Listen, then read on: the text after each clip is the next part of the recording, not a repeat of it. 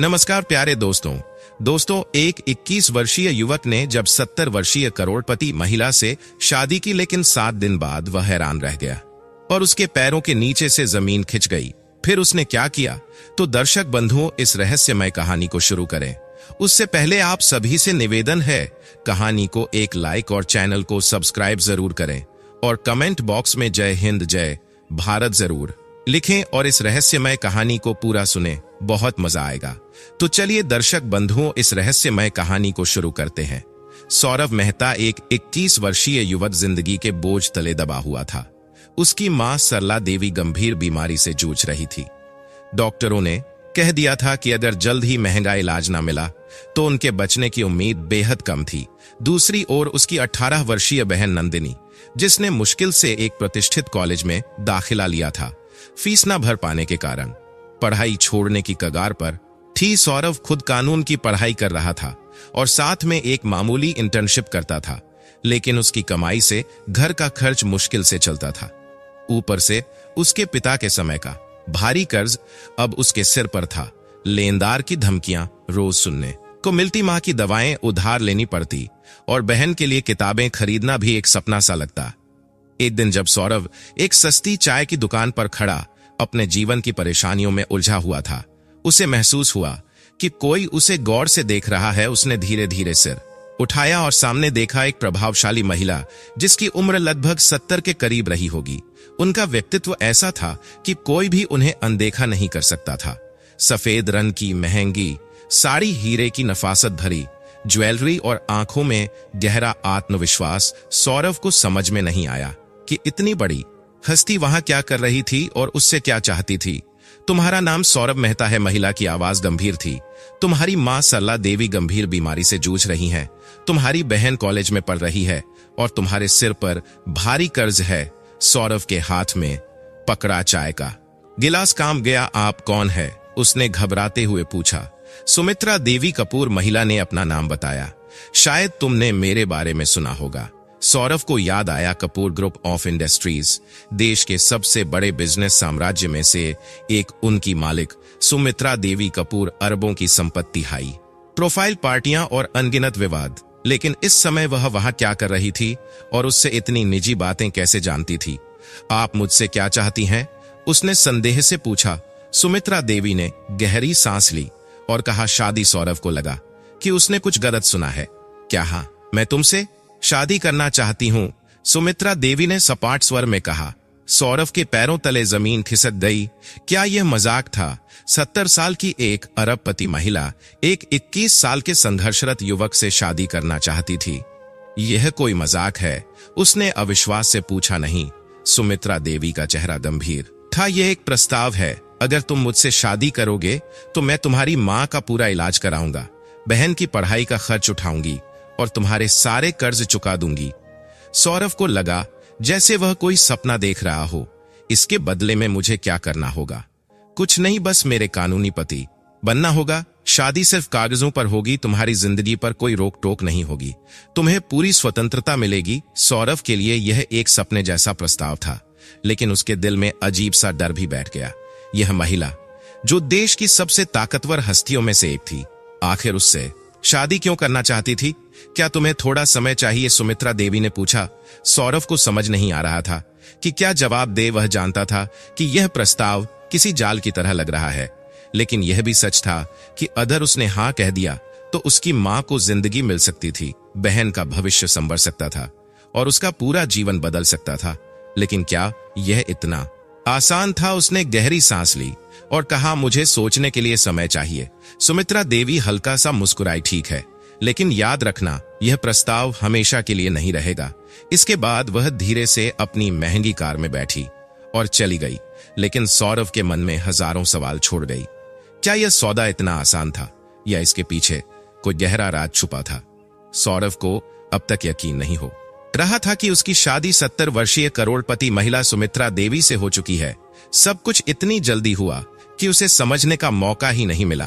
कोई धूम धड़ाका नहीं, कोई रस्म नहीं, बस कुछ कानूनी दस्तावेजों पर हस्ताक्षर और कुछ गवाहों के सामने उसकी किस्मत बदल रही थी। अब वह इस भव्य हवेली का कानूनी मालिक नहीं तो कम से कम इसका एक महत्वपूर्ण हिस्सा बन चुका था। जब सौरभ पहली बार हवेली में कदम रखता है तो उसकी आंखें चौध आ जाती हैं। यह कोई आम हवेली नहीं थी, बल्कि एक महल था, इतिहास की गवाही देता हुआ। समय की परछाइयों को समेटे हुए विशाल संगमरमर की दीवारें, ऊंचे ऊंचे खंभे जिन पर बारीक नक्काशी की गई थी, और उन पर टंगे पुराने समय के झूमर जिनमें अब भी हल्की हल्की रोशनी झिलमिला रही थी। दीवारों पर महंगे विदेशी चित्र लगे थे, कुछ राजा महाराजाओं के तो कुछ अजीब सी अमूर्त आकृतियों के। ऐसा लगता था मानो यह चित्र हवेली की कहानियां अपने भीतर समेटे हुए हो। सौरभ आगे बढ़ता गया। उसकी हर एक कदम की आहट बड़ी भयंकर खामोशी में गूंज रही थी। फर्श पर पुरानी लेकिन कीमती ईरानी कालीनें बिछी हुई थी। हवेली के भीतर एक अजीब सा ठंडापन था, जो सर्दी के कारण नहीं बल्कि किसी अनदेखे भय के कारण महसूस हो रहा था। सौरभ ने महसूस किया कि हवेली के कर्मचारी अजीब व्यवहार कर रहे थे। सबसे पुराना नौकर रघुनाथ लगभग 60 से 55 साल का था। झुकी हुई कमर, सूखी काया और झुर्रियों से भरा चेहरा। उसकी आंखें हमेशा सहमी हुई लगती थी। जब भी सौरभ उससे कुछ पूछता तो वह जवाब देने से पहले इधर उधर देखता, मानो यह तय कर रहा हो कि कोई और सुन तो नहीं रहा। कमला, हवेली की मुख्य सेविका, बेहद कम बोलती थी। जब भी वह सौरभ के सामने आती तो सिर झुका लेती और जल्दी से काम निपटा कर चली जाती। उसकी आंखों में कुछ ऐसा था जिसे सौरभ समझ नहीं पा रहा था। वह डर था या फिर कोई गहरी उदासी। इसके अलावा अन्य कर्मचारी भी बहुत औपचारिक और संयत थे। कोई बेवजह सौरभ से बात नहीं करता। हवेली में जितने लोग थे उतनी ही ज्यादा खामोशियां थी। हवेली के अंदर कदम रखते ही सौरभ को सबसे ज्यादा जिस चीज ने परेशान किया वह थी दूसरे माले का एक दरवाजा। हवेली के अंदरूनी हिस्से में एक चौड़ा संगमरमर का सीढ़ीदार रास्ता था जो सीधे ऊपर की ओर जाता था। लेकिन जब भी सौरभ ने वहां जाने की कोशिश की, किसी न किसी नौकर ने उसे रोक लिया। ऊपर जाना मना है, बाबूजी, रघुनाथ ने कहा। क्यों? सौरभ ने हे चलाकर पूछा। रघुनाथ ने जवाब देने की बजाय सिर झुका लिया। दूसरे माले पर जाने वाली सीढ़ियों के ऊपर एक बड़ा सा लकड़ी का दरवाजा था। वह गहरे काले रंग का था, मानो अंधेरे ने इसे घेर रखा हो। इस दरवाजे पर एक बड़ा सा लौह ताला लगा हुआ था। लेकिन सबसे अजीब बात यह थी कि दरवाजे के ठीक ऊपर एक सीसीटीवी कैमरा लगा हुआ था जो हर वक्त उसकी निगरानी कर रहा था। सौरभ को यह देखकर झटका लगा, किस चीज की निगरानी की जा रही है? अगर दरवाजा बंद ही रखना था तो उस पर सीसीटीवी लगाने की क्या जरूरत थी? क्या इस दरवाजे के पीछे कोई रहस्य छिपा है? पहले ही दिन रात को सौरभ को एक अजीब सी आवाज सुनाई दी, घर घर घर थक थक। यह आवाज दूसरी मंजिल से आ रही थी। सौरभ उठकर बाहर निकला, लेकिन जैसे ही उसने ऊपर जाने की कोशिश की, रघुनाथ आ गया। आप यहां क्या कर रहे हैं? बाबूजी, सौरभ चौंक गया। रघुनाथ की आंख में हल्का भय था। रात को यहां मत निकला करो, उसने कहा और धीरे धीरे वापस चला गया। लेकिन सौरभ को उस रात नींद नहीं आई। वह जानना चाहता कि दूसरे माले के उस बंद दरवाजे के पीछे क्या है। सौरभ को धीरे धीरे पता चला कि यह हवेली पहले विक्रम कपूर नामक एक करोड़पति व्यवसायी की थी, जो 15 साल पहले एक रहस्यमय दुर्घटना में मारा गया था। कहा जाता था कि उसकी मौत इसी हवेली के अंदर हुई थी, लेकिन उसकी लाश कभी नहीं मिली। क्या सुमित्रा देवी इस बारे में कुछ जानती है? क्या विक्रम कपूर की मौत किसी दुर्घटना का ना थी या कोई साजिश? जैसे दिन बीत रहे थे, सौरभ को एहसास हो रहा था कि वह एक ऐसी पहेली में फंस चुका है जिसका हल निकालना आसान नहीं होगा। हवेली की दीवारें कुछ छुपा रही थी, पर सवाल यह था आखिर वह राज क्या था? रात का तीसरा पहर था। हवेली के विशाल झूमर की रोशनी मंद हो चुकी थी। बाहर तेज हवाएं पेड़ों को झक छोड़ रही थी, जैसे वे कोई गहरा रहस्य फुसफुसा रही हो। हवेली के अंदर एक अजीब सी खामोशी थी, मगर सौरभ के दिल में तूफान उठ रहा था। उसने अभी अभी सुना था कि सुमित्रा देवी उससे कोई बड़ा सच छुपा रही थी। वह अभी तक नहीं जानता, लेकिन जब सच सामने आएगा तो बहुत देर हो चुकी होगी। सौरभ का दिमाग चकरा गया। यह कौन सा सच था जिससे उसे अनजा रखा जा रहा था? वह बिस्तर पर लेटने की कोशिश करने लगा, लेकिन बेचैनी उसके अंदर उफान मार रही थी, जैसे कोई अदृश्य ताकत उसे पुकार रही हो। हवेली के अंधेरे गलियारों में, पुराने लकड़ी के फर्श पर पसरे रहस्यों में, और उस बंद दरवाजे के पीछे जो हमेशा लॉक रहता था। लेकिन इस समय उसकी जिज्ञासा सुमित्रा देवी के दफ्तर तक सीमित थी। जब हवेली के कर्मचारी गहरी नींद में थे, सौरभ बिस्तर से उठा। उसने धीरे धीरे अपने कमरे का दरवाजा खोला और बाहर झांका। चारों ओर सन्नाटा पसरा था। धीमे कदमों से वह सुमित्रा देवी के निजी दफ्तर की ओर बढ़ा।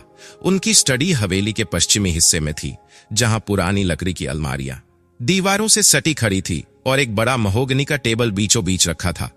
सौरभ ने दरवाजे पर हाथ रखा। यह खुला था। वह दबे पांव अंदर गया। कमरे में हल्की रोशनी जल रही थी। अलमारियों में ढेर सारी फाइलें सजी थी, जिन पर मोटे अक्षरों में बिजनेस डील्स और प्राइवेट कॉन्ट्रैक्ट के नाम लिखे थे। मगर उसकी नजर सीधे टेबल पर पड़ी। वहां कुछ पुराने दस्तावेज और एक मोटा लिफाफा रखा था। उसका दिल तेजी से धड़कने लगा।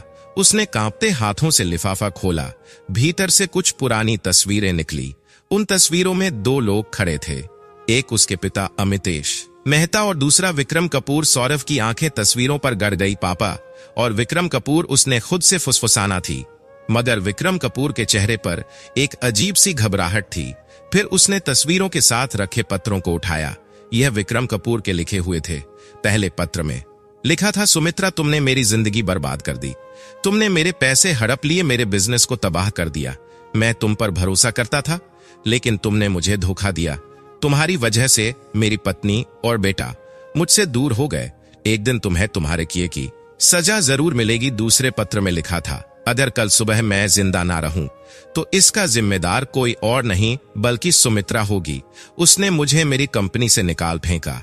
उसने मेरे सबसे करीबी दोस्त अमितेश को मेरे खिलाफ भड़काया और अब मेरे पास कोई रास्ता नहीं बचा। सौरभ का सिर चकरा गया।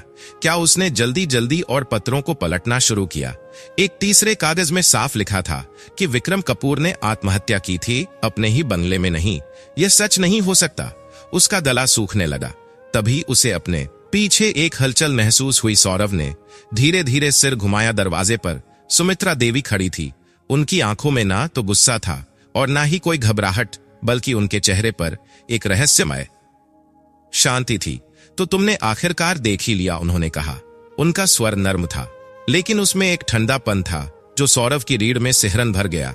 सौरभ गुस्से में कांपते हुए बोला, तो यह शादी सिर्फ एक सौदा नहीं था, यह बदला था। सुमित्रा देवी मुस्कुराई, बिल्कुल, लेकिन मेरे पिता ने ऐसा कुछ नहीं किया होगा, सौरभ ने चीखते हुए कहा। सुमित्रा देवी ने एक गहरी सांस ली और धीरे धीरे आगे बढ़ी।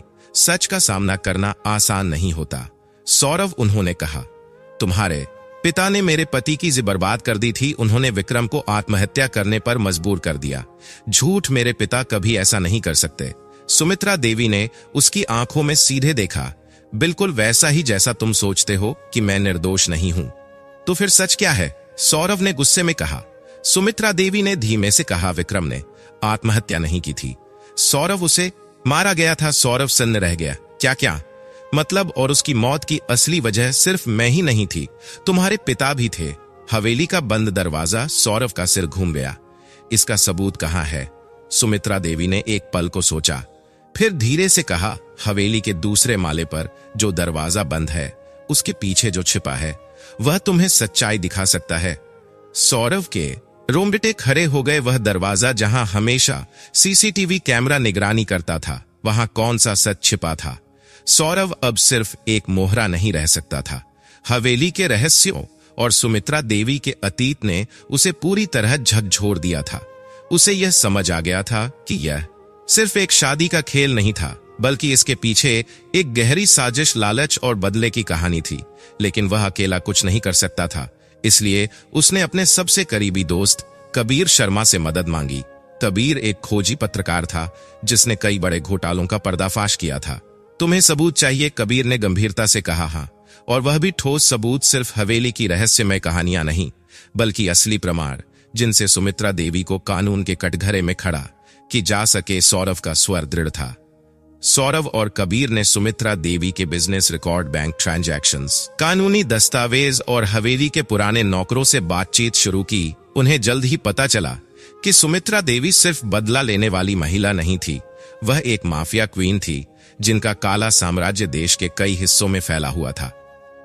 ये बैंक ट्रांजैक्शंस, कई अज्ञात खातों में करोड़ों रुपए, का लेन देन दो पुराने कर्मचारी हवेली के नौकरों और गार्ड्स के बीच फुसफुसाना रहस्यमय तरीके से गायब हो चुके थे।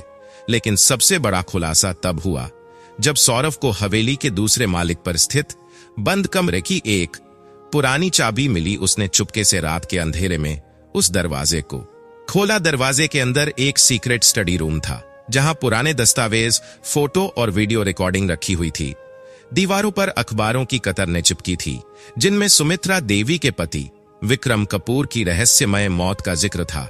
लेकिन जो फाइल सौरव को सबसे ज्यादा चौंका देने वाली लगी, उसमें उसके अमितेश मेहता का नाम था। मेरे पिता सौरव के हाथ कांप गए। फाइल के मुताबिक विक्रम कपूर और अमितेश मेहता एक साथ एक गुप्त प्रोजेक्ट पर काम कर रहे थे, जो करोड़ों की जमीन से जुड़ा था।